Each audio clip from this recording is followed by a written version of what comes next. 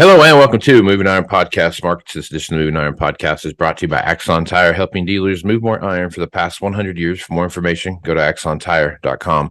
Axon Tire would like to give all the loyal listeners a free pair of deerskin work gloves. If you want some of those, send an email to marketing at axontire.com and you will be sure to get those passed out to you. Also, Axon is doing a great thing right now where they are going and giving $50 off the registration for the 2023 Moving Iron Summit for the first 150 people. So if you want to get that, make sure you send an email to me at MovingIronPodcast at MovingIronPodcast.com, and I will make sure to get that associated with your registration. Valley Transportation has been hauling ag and construction equipment across the country for the past 33 years. Call Parker at 800-657-4910 for all your trucking needs. At Valley Transportation, our goal is to help you reach yours. And no matter how you buy your ag equipment, whether it's from a dealer, an auction, or a private party, AgDirect can help you finance it. You can even apply online at agdirect.com. Learn more about your financing options at agdirect.com. Tractor Zoom has access to over $20 billion in heavy equipment sales data. Tractor Zoom's Iron Comps is the industry's trusted solution for transparent equipment values and auctional pricing insights. And lastly, this podcast is brought to you by Anvil AppWorks. Their Dealer Connect CRMI app with integrated inventory management is an affordable Salesforce-based solution for your dealership. Create connected customer experience and transfer how you work today. Shawn Hackett is with Hackett Financial out of Boca Raton, Florida. He's nice enough to come on and talk about what's happening here in the marketplace. So Shawn, how you doing this morning? I'm doing really good from New York City. So New York City, the big city, huh? It's big. Right on. Give it. I've heard that. Yeah, it's a little big. Lives up to its name, huh? The big city. There's not, all the other cities pale in comparison. It is a big city. Yeah. So you up there going to give one of your speeches, huh? Yeah, there's a big investor conference today. That's on commodities and possible developing shortages longer term, and one section is on agriculture. So they hired me to come out and kind of go over why I think the weather is going to contribute to, that concept of food scarcity. And we've talked about this in your show a lot about how, this weather volatility cycle is going to make it harder and harder to consistently grow food. Although, of course, there will be an occasional good year, but it's just going to make things more difficult than we've been accustomed to, because of all these new cycles that are kind of culminating together for the first time really in about 400 years. So, yep. Yeah, a lot of crazy stuff. A lot of crazy stuff going on in the marketplace right now, Shawn. You take a look what's going on, especially with the stuff that's happening in just around the world as a whole. If you look at stuff that, like Russia, for example, let's talk about that. They haven't decided whether they're going to extend the export deal yet or not with Ukraine. I think they have till the 19th, if I remember right. The 19th is the deadline to do that. With the issues they've seen here, with naval warfare that they've seen here of late in the Black Sea, those tensions are higher now than they've been in the past. Looking that over, what's your reaction to that, Shawn, as you take a look at that? I mean, to me, I don't see. I mean, there's some strategic advantage to it. I get that, but there's a lot more. For Russia, there's a lot less strategic stuff there. Yeah, it's hard to know what's really going on because they came out of the weekend saying that they're not going to support the remaining part of the grain deal. Then Erdogan spoke with them yesterday, and they agreed that they're back supporting the grain corridor deal now. So so we took off and then it got crushed. Very, very hard to understand what's rhetoric and what's really going on behind the scenes. Somehow, Erdogan seems to get Russia to keep the grain belt open. I'm not sure what that is or how he's doing it or why he's doing it or why Russia is doing it. But, as of right now, Russia now came back and said they'll support the grain corridor deal for now, subject to change. The only thing I have no idea what's going to happen with all that. All I try to tell my customers is whenever you see these geopolitical things create some increase, a substantial increase in the price of wheat or corn, I just think you just have to be a cash seller if you need to be. We've put them, we've been trading this geopolitical now since February. They put it on, they take it off, they put it on, they take it off, they put it on, they take it off. And I don't know how to, what's the next semi going to be? I don't really know. I just think you just have to say there's no clarity. But there are periodic windows of opportunity where the price does give a producer a good chance to sell. And until there's some clear direction that is definitely on forever or it's definitely off forever, I think you just have to trade the news. I think that's all. Hedge the news. That's how how I'm playing it right now. Because right now, who knows? It's on again, it's off again. It's kind of a rope a dope, I call it. So yeah, and especially with Ukraine, they're coming to the table saying we're not doing anything. So anything different than what we've been doing. We've made our commitments. This is what we're going to do, and we aren't making any further concessions at all. So, very, very tumultuous problem over there. Man, I can't talk this morning. Going on over there right now. Lots of things hanging in the limbs there. That's going to be it's just a never ending. We've talked about that. This is going to be an ongoing thing. It's just not going to be a hard stop ever. It's going to be an ongoing thing for a long time. All right. So when you told me you're going to go talk to some investors, it made me think of trading spaces, and at the end there when they're trading orange juice to take advantage of the situation there and turn the tables on the two fellas there. Speaking of orange juice, so if you look at what's going on right now with orange juice, we had hurricane come through. The biggest part of the orange juice belt there in Florida got hit by that hurricane. Ian, as it ran through, we saw a bunch of movement in the marketplace all over the place. Now we're about 2 months past that. Shawn, how has the orange juice market rebounded around the hurricane and the damage that was done there? Well, we had a big surge, as you would expect, and it's been holding up at these higher levels. I think the market is just waiting for those first Brazilian new supplies to come and hit the U.S. market. And once that happens, I think the market will quickly reprice downward. U.S. demand for orange juice is down in excess of 10% year over year.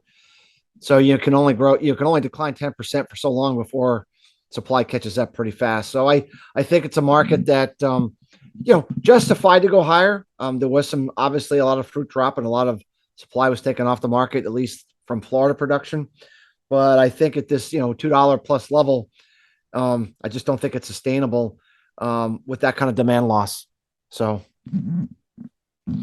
was the damage as bad as what the initial thought was? The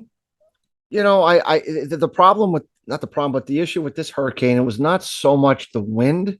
It was just that the flooding was the one that nailed it this time because, the storm really weakened considerably as it got into the heart of the orange juice belt. So it was a little harder to assess total loss fruit drop and total loss fruit.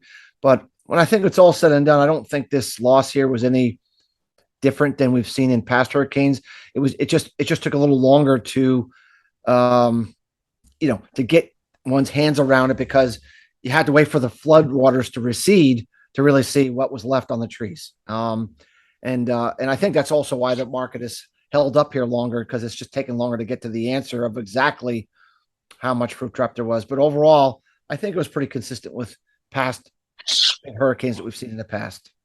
Something like down 20 or 30% fruit drop, lost fruit for orange juice production in that realm.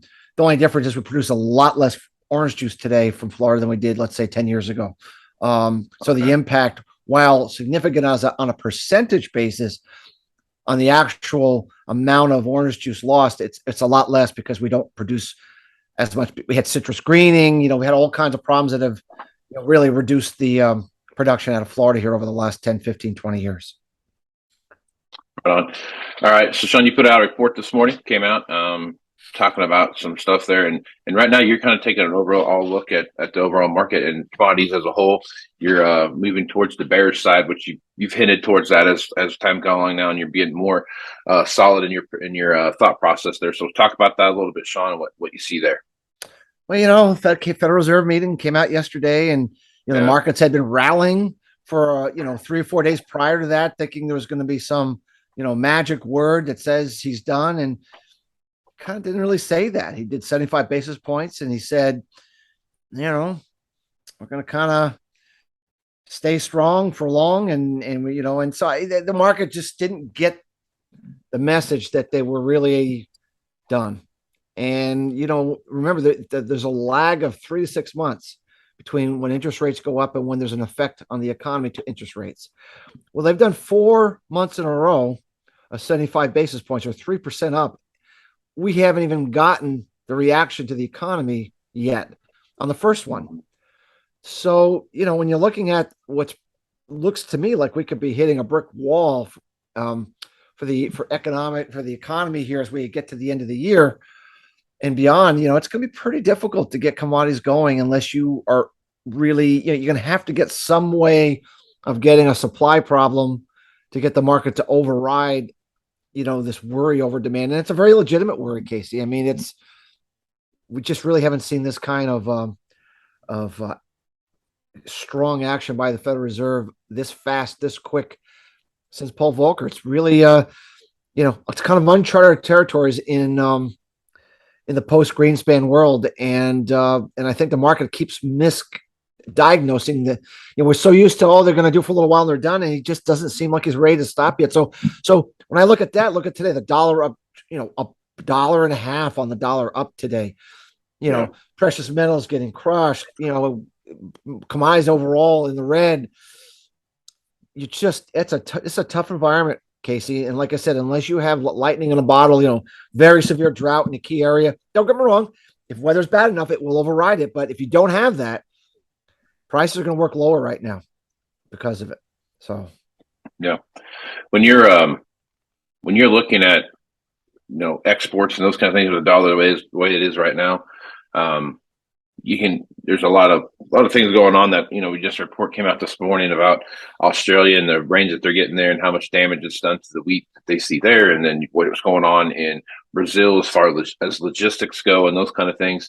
How do you think the U.S. stacks up export wise now with everything that's going on in the world right now, as far as getting grain moved from one point to another? Well, it's always you go look at the relative price. You look at the price, the U.S. price relative to the foreign price in constant dollar terms, U.S. dollar terms. And when you look at that, we're not the cheapest price in the world. I mean, we're not competitive because this dollar keeps pricing us out of the market. Doesn't mean people won't buy from us, but they're just, there are better offers elsewhere right now because of the strong dollar. Because in the local currencies in these other countries, the prices are much higher because their currencies are devaluing, which means their local price is going up. Just to give an example, the Vietnamese currencies called the dong, entered a free fall here over the last couple of weeks. So the price of coffee in Vietnam, the number one producer of Robusta coffee, surged in Vietnam price.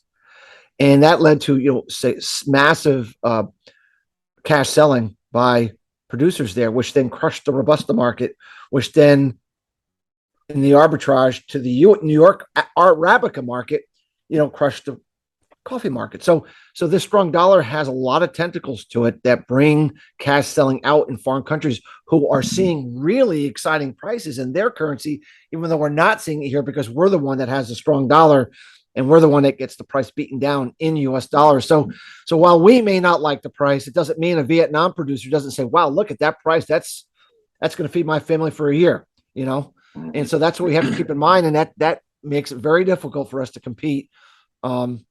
When the dollar remains as strong or keeps rising at the rapid pace that it has. So, my overall view with the dollar is that I do think we're getting set up for a bearish trend later on next year, but we're not quite there yet. We need the Fed to kind of finish off what they want to do here. Looks to me from what he said, unless there's some crisis that develops beforehand, I don't think they're going to be done with their interest rate monetary tightening program until the first quarter. That's the point with which the dollar can probably start to turn down. So it's going to be pretty tough to get exports going. Like I said, absent some kind of a serious weather problem that brings buyers in because they have no choice, Yep. Yeah. And that's kind of how I was reading between the lines too yesterday when that report came out. We're going to do this 0.75% now, probably going to do a half in December, and probably going to look at something maybe in January, but then February, March, April timeframe, we're going to catch our breath there a minute and then reassess where we're at and start making decisions if we need to pivot and what that looks like. Yeah, because remember, pivoting to stopping isn't really going to get the markets excited. I mean, that's better than raising rates further. But if they just stop and say we're going to keep rates at whatever they keep them at a higher level, that's still not a bullish picture. In order to really get the markets going, you need to start printing money and lowering rates. So there's two pivots. The first pivot is, when do they stop raising rates and pulling liquidity? And then when do they actually start printing money and lowering interest rates? I think the first pivot takes pressure off downside objectives, but I don't think it creates the reason for the markets to rally. The second phase, provides the inflationary backwind for the markets to rally. So I kind of see this in kind of two phases. And then, of course, you layer Mother Nature underneath it. That's going to make it even more bearish or less bearish based upon whether being bullish or bearish, depending on how things play out in the regions that you're in. So that's the way it kind of looks to me. But I think between now, end of this month, even into December, it just looks to me like, unless there's a crazy crisis that develops out of nowhere, it's going to be tough to get markets rallying here. And unless Mother Nature really kicks in. Now, Mother Nature starts to become more important in South America in December.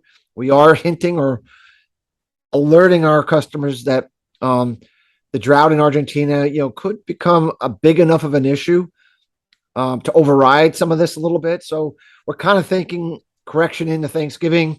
And if this drought trend in Argentina carries over in December, and we think that it will do that before it breaks, we might get some kind of a snapback, weather rally, some opportunity for the markets to override the bearish Federal Reserve action, and there might be a cash selling opportunity at that point. But between now and the end of the month, hard for me to see anything to change, from what we know today, to change the bearish trend. So, yep, right on. Well, good stuff as usual, Shawn. Folks want to reach out to you and get more information about what you're doing at Hackett Financial. What's the best way to do that? Our website is Hackett, Hackett, advisors.com. We have lots of information to talk about our weather algorithm, capital flows algorithm, some of our agronomy work that we do to help that helps us make our price forecast to see if what we do might be of value to your listeners. Right on, man. You're on market to market this week too, aren't you? I am. Yeah, I fly out first flight out tomorrow morning from New York to Des Moines, and I'll be on the show tomorrow, late tomorrow afternoon. That's correct. Well, good thing about leaving New York to Des Moines, you're going to feel like you're in the exact same place when you get off the plane. So it'll be amazing. So it'll be it's warm here in New York. It's like 70 degrees. It's crazy warm, but it'll be 35 when I get to Des Moines. So I'll have to, button myself up a little bit. So, man, that Florida park is going to have to come out pretty quick, huh? Real quick. No more palm trees for me. So, right on. Well, Shawn, appreciate you being on the podcast, man. Thanks, Casey. Always a pleasure. Thanks.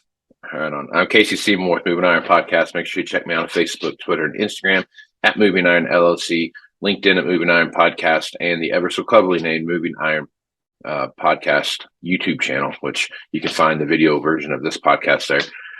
More information about anything Moving Iron related, go to MovingIronLLC.com, and you can get that there. Remember, Moving Iron Summit, it's coming up here in September 11th through the 13th of 2023. Have some news coming out about some speakers and stuff here soon about that. And make sure you take advantage of the Axon Tire $50 rebate on your registration fee with that. So with that, I'm Casey Seymour, Shawn Hackett. Smooth Smiling, folks. Out. Moving iron in the 21st century.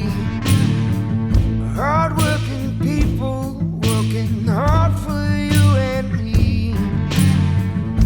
Moving iron, time and